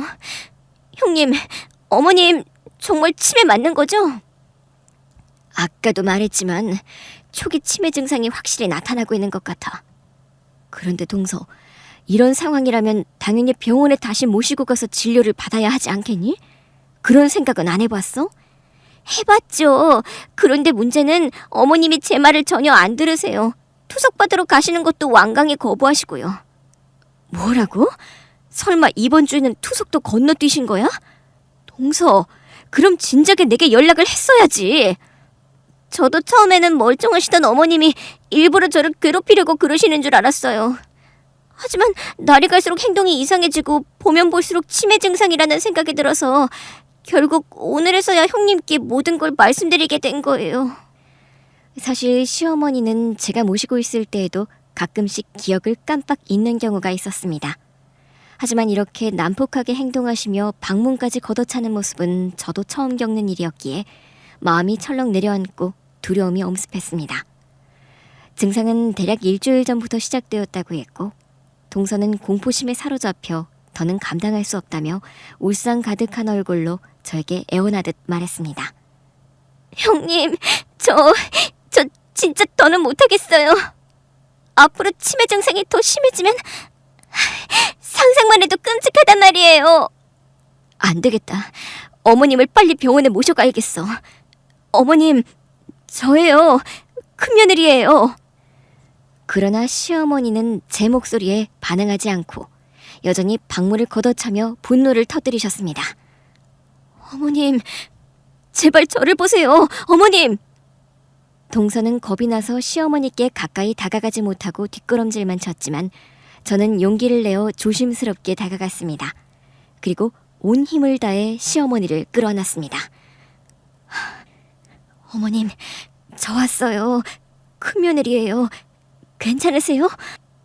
네가 여길 왜 와? 당장 꺼져라. 싫다. 어머님, 저는 떠나지 않아요. 반드시 어머님을 모시고 저희 집으로 돌아갈 겁니다. 우선은 병원부터 가셔야 해요. 안 간다. 이거 놓아라. 어머님, 죄송해요. 하지만 지금은 어쩔 수 없어요. 힘을 써서라도 모시고 가야만 합니다. 동서, 현관문 얼른 열어. 제 말에 동서가 허둥대며 현관문을 열어주었고 저는 결심을 다지며 시어머니를 두 팔로 번쩍 들어올렸습니다. 시어머니는 처음엔 격렬히 몸부림치며 반항하셨지만 제가 단단히 안고 한 걸음 두 걸음 꿋꿋하게 걸어나가자 이내 힘이 빠지신 듯 조금씩 조용해지셨습니다. 민석애미야, 지금 뭐 하는 거냐? 네가 왜 날 안고 있는 거냐? 어머님, 이제 정신이 드세요? 아까 어머님이 저희 집에 가고 싶으시다고 하셔서 제가 동선의 집에서 모시고 나온 거예요. 내가 그랬단 말이냐? 말씀으로 표현하시진 않으셨지만 마음은 분명히 그러셨을 거예요. 그러니 어머님, 저랑 병원에 먼저 들렀다가 다시 저희 집으로 돌아가요. 괜찮으시죠? 그럼 나야 네 곁에 있으면 더 좋지. 작은 애는 너무 딱딱하고 욕심만 가득하거든. 아휴, 오히려 속이 이렇게 시원하구나. 저는 그제야 짐작했습니다. 낯선 환경이 시어머니께 큰 스트레스로 작용해 치매 증상을 더 심하게 드러나게 한 것 같았습니다. 실제로 병원에 모시고 가 검사를 받아보니 의사 선생님께서도 환경 변화가 주요 원인이었을 가능성이 높다고 말씀하셨습니다. 원래 지내시던 집으로 돌아가 생활을 이어가도록 권유받았고 그날 투석 치료까지 마친 뒤 저는 시어머니를 다시 저희 집으로 모시고 돌아왔습니다. 시어머니께서는 분명 치매 증상이 조금씩 나타나고 있었지만 저는 마음 단단히 각오를 다져두었기에 그 모든 변화를 받아들일 준비가 되어 있었습니다. 실제로 어머님은 오락가락하며 기억이 흐릿해지는 날도 있었지만 또 어떤 날은 아무 일 없었던 듯 정상적인 사고와 언행으로 하루를 보내시곤 했습니다. 그런 시어머니를 곁에서 돌보며 몇 달이 지난 어느 날 동서와 시동생이 저희 집을 찾아왔습니다. 그들은 제 앞에서 멀쩡해 보이는 시어머니의 모습을 확인하자 곧 의심스러운 말들을 꺼내기 시작했습니다. 어머님, 저희 집에 계실 땐 왜 그렇게 난리를 치신 거예요? 형님 집에 오니까 아주 멀쩡하시잖아요. 엄마, 솔직히 말해봐. 우리랑 살기 싫어서 일부러 그랬던 거지? 이거 완전히 사기잖아. 다시 우리 집으로 오셔. 아니면 차라리 재산을 공평하게 나눠주시든가. 그 말에 시어머니께서 천천히 고개를 들며 대답하셨습니다. 그래, 가자꾸나.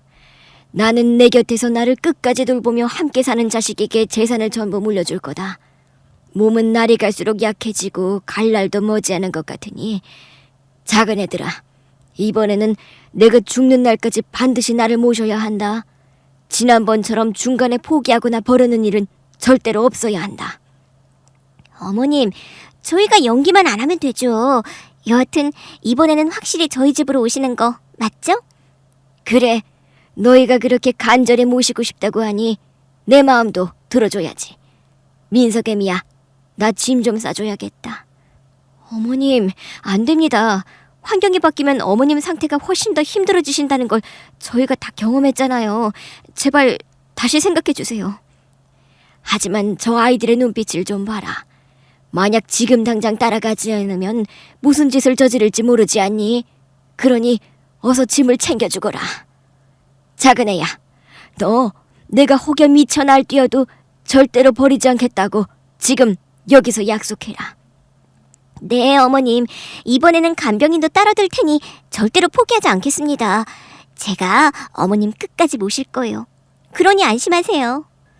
시동생 부부는 여전히 시어머니의 재산에 눈이 멀어 기어이 모셔가겠다고 고집을 꺾지 않았습니다. 시어머니는 그들의 말에 기꺼이 동의하시며 저에게 보내달라고 단호히 말씀하셨습니다. 저는 차마 마음이 내키지 않아 끝내 반대하려 했지만 남편이 다가와 조심스럽게 제 어깨를 잡고는 며칠 정도만 상황을 지켜보자고 저를 설득했습니다. 여보, 엄마 뜻도 있고 죄수 씨가 이번에는 간병인도 두겠다잖아. 며칠만 지켜보자. 저는 가슴 깊이 불안한 기운이 몰려오는 걸 느꼈습니다. 이렇게 보내드리면 안 되는데, 정말 큰일이 생길 수도 있는데 하는 생각이 머릿속에서 떠나지 않았습니다. 그러나 결국 다수의 의견에 밀려 저는 또다시 시어머니를 동서의 집으로 보내드릴 수밖에 없었습니다. 시어머니가 동서 집으로 떠나신 지 사흘 뒤, 동서가 울먹이며 전화를 걸어왔습니다. 처음 이틀 동안은 아무 문제가 없어 괜찮더니 3일째 되는 날 갑자기 시어머니께서 집안을 완전히 쑥대밭으로 만들어 놓으셨다는 겁니다. 저는 곧장 달려갔고 그곳에서 본 광경은 참으로 충격적이었습니다. 시어머니는 정신을 완전히 놓으신 듯 무서운 행동을 반복하고 계셨습니다. 그 모습은 결코 연기가 아니었고 분명 낯선 환경에서 받은 극심한 스트레스가 치매 증상을 한순간에 폭발적으로 악화시킨 듯 보였습니다. 저와 동서 그리고 시동생의 힘으로는 도저히 제어할 수가 없어 결국 119를 불러야 했습니다.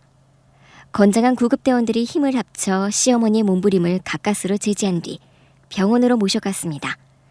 안정제를 맞으신 시어머니는 이내 깊은 잠에 빠지셨고 잠에서 깨어났을 때는 당신이 한 행동을 전혀 기억하지 못하고 계셨습니다.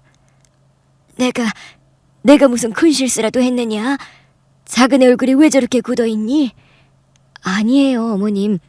동서집에서 아무런 실수도 안 하셨어요. 어머님이 많이 지치셔서 탈진하신 것 같아 병원에 모시고 온 거예요. 저는 마음 아프지만 애써 거짓말을 하며 안심을 시켜드렸습니다. 하지만 동서는 참지 못하고 그 자리에서 모든 사실을 폭로하고 말았습니다. 어머님, 주방 기구를 모조리 때려 부수시고 저한테 욕까지 하면서 달려드신 거 기억 안 나세요? 내가 정말로 그랬단 말이니? 어쩌면 좋으니. 미안하다. 기억이 하나도 안 나는구나. 어머님, 이제 확실히 알겠어요. 진짜 치매가 맞는 거죠? 그동안 연기한 게 아니고요. 내가 그런 짓을 일부러 할 리가 있니? 안 되겠다. 이렇게는 더는 버틸 수 없구나. 아무래도 나는 집이 아니라 요양원에 들어가야 할 것 같다. 민석애미야, 부탁이다. 나를 요양원에 보내다오. 아니요, 어머님. 그럴 수는 없어요. 어머님께서 저희 집에서 지내시면 치매 증상이 훨씬 나아지실 거예요. 물론 완벽하게 낫는다고는 장담 못하지만 그래도 제가 충분히 모실 수 있습니다. 그러니 요양원 생각은 거두세요. 제가 조곤조곤 설명하며 마음을 다독여드리니 시어머니는 이내 수긍하시는 듯 고개를 끄덕이며 제 말을 따르겠다고 하셨습니다. 그러나 그 옆에서 듣고 있던 동서는 깊고 쓰디쓴 한숨을 내쉬더니 시큰둥하게 내뱉었습니다. 형님 맘대로 하세요. 어머님을 데려가든 말든 저는 상관 안 할게요. 다만 유산은 빨리 좀 나눠주세요. 유산이라. 그런데 어쩌냐. 나 가진 돈은 모두 다 기부했는데. 그게 무슨 소리예요? 기부라뇨? 얼마 전에 보육원에 전 재산 기부했다. 이제 가진 돈은 하나도 없어. 작은애, 너한테 미안하고 민석애미야, 너한테도 미안하다. 물려줄 게 하나도 없구나. 그러니 날 요양원에 보내다오.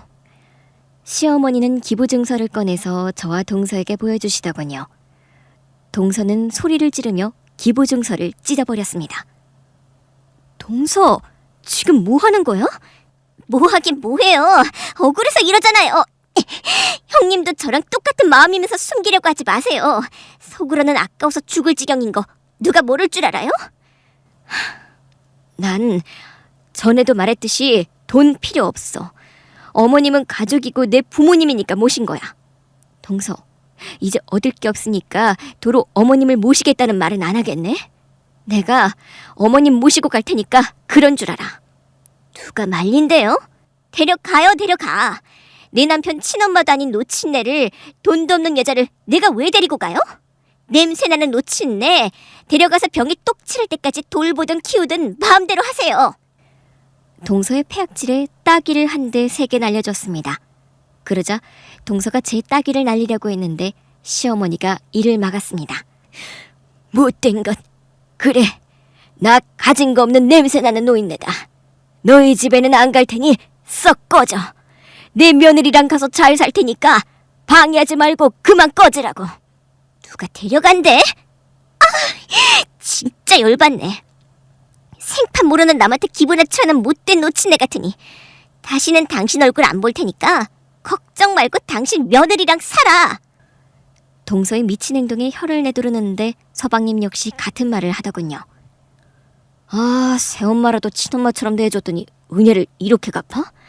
진짜 웃기는 노친네네. 아우, 짜증나. 여보, 그만 가자.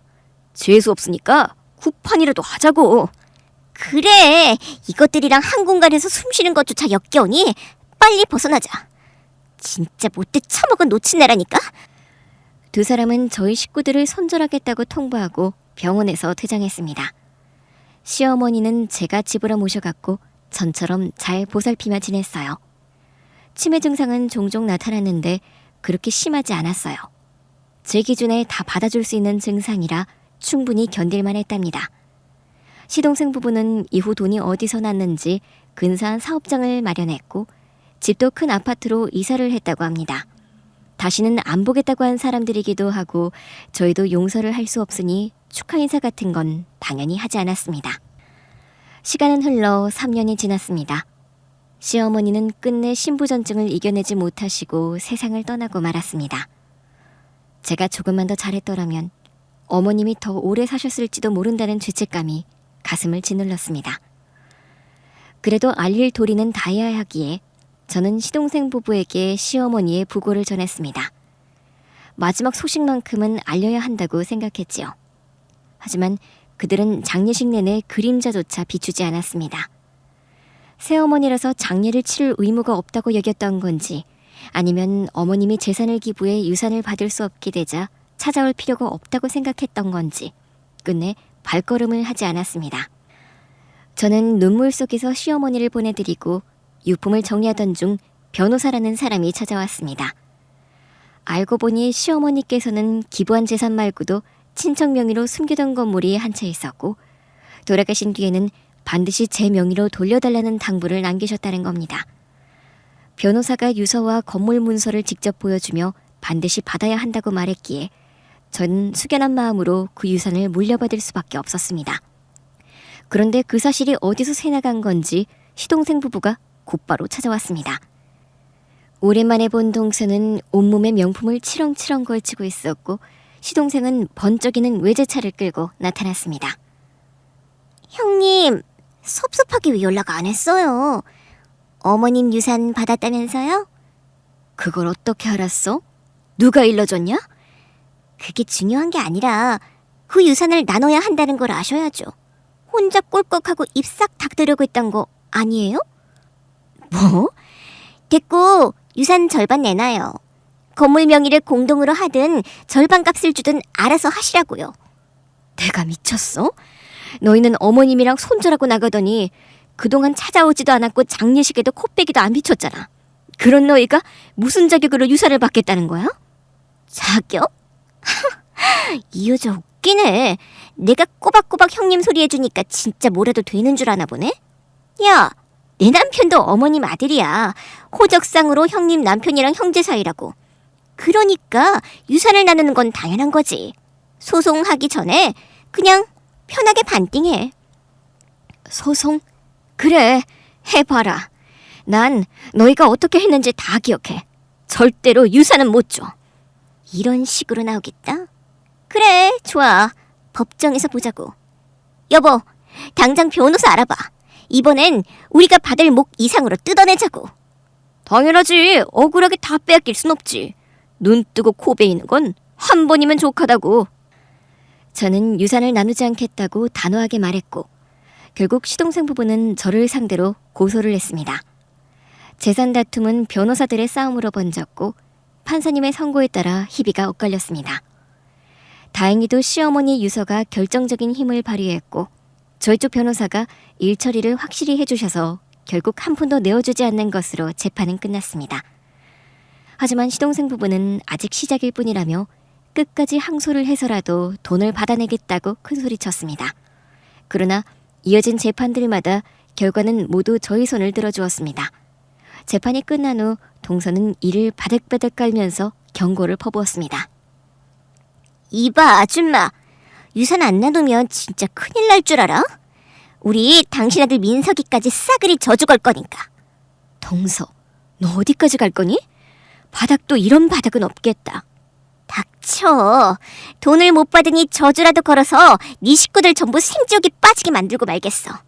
야, 우리도 돈 있어. 우리 친척 어른 돌아가셔서 13억 상속받았다고. 아, 그래서 이사가고 사업까지 했던 게 그 돈이었구나. 그래, 저주를 하든 말든 마음대로 해라. 결국 그 화살은 너희 둘한테 돌아갈 거니까. 끝까지 잘난 척이네? 두고 보자. 우리가 못 가지는 재산으로 니네들이 얼마나 잘 사는지 보자고.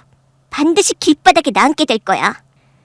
그렇게 시동생 부부는 더욱 철천지 원수로 돌아섰고 다시는 왕래하지 않았습니다. 하지만 저와 남편 그리고 아들 민석이는 저주에 걸리기는커녕 오히려 건강하고 즐겁고 행복하게 살았습니다. 때로는 이렇게 행복해도 되나 싶을 만큼 순탄했습니다. 그러던 어느 날 1년 뒤쯤 되었을까요? 그 저주를 퍼붓던 시동생 부부가 이번은 몰골이 초라해져 저희 앞에 나타났습니다. 남편이 사업을 말아먹고 빚더미에 앉았다며 제발 도와달라고 애걸했습니다. 저는 남편에게 결정을 맡겼습니다. 피를 나눈 형제 사이이니 그래도 한 줌의 연민이 남아있을 수도 있겠다 싶었기 때문입니다. 그러나 남편은 단호했습니다.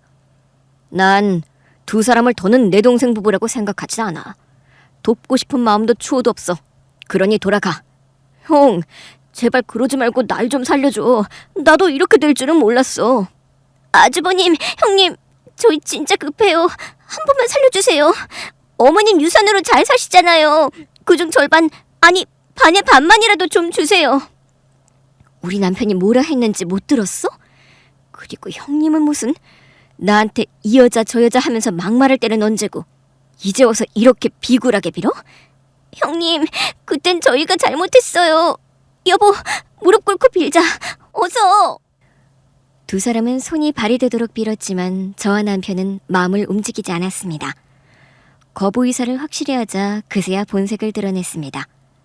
동서가 벌떡 일어나 저를 향해 발길질을 해왔고 저는 옆으로 피하며 그녀를 밀쳐 넘어뜨렸습니다. 남편과 시동생이 몸싸움으로 번졌지만 조금 더 빠른 남편의 주먹이 시동생의 얼굴을 강타하면서 싸움은 저희 쪽이 앞섰습니다. 넌 이제 내 동생 아니야. 가족들에게 험한 말하고 내팽개친 인간은 내 동생이 아니라고. 이래봐야 소용없으니까 두 사람 다 꺼져버려. 오늘 그냥은 못 간다. 우리가 못 가지는 돈이라면 니네들도 못 쓰게 할 거야. 오늘 다 같이 끝장을 보자고. 맞아. 우리가 못 쓰면 너희도 못 써. 오늘 여기서 전부 박살내자. 서방님, 동서, 오늘 진짜 끝을 봐야겠네요. 여보, 정신 똑바로 차리고 봐줄 생각하지 마. 오늘 니네들의 제삿날인 줄 알아. 그렇게 우리는 마구잡이로 치고받으며 싸웠습니다.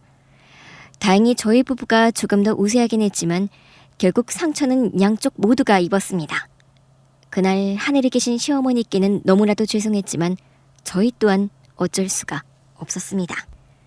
아무것도 얻지 못한 채 돌아간 시동생 부부는 끝내 파산을 하고 지방으로 쫓겨나듯 떠났습니다. 이후로는 연락 한 번 없었고 지금은 어디서 어떻게 살고 있는지 저 역시 알지 못합니다. 한편 저와 남편, 아들 민석이는 평범하고도 행복한 일상을 살아가고 있습니다. 민석이는 학교에서 학생회장을 맡아 모범적으로 성장했고 저는 건물 임대료가 들어올 때마다 절반은 기부하고 절반은 저축하며 소소한 보람을 느끼며 지내고 있습니다. 제 이야기는 여기서 끝을 맺겠습니다. 혹여 저와 비슷한 아픔을 겪고 계신 분들이 계시다면 제 사연이 작은 위안이자 희망이 되길 바랍니다. 함께 견디고 살아내는 힘이 우리 모두에게 있기를 바랍니다. 감사합니다.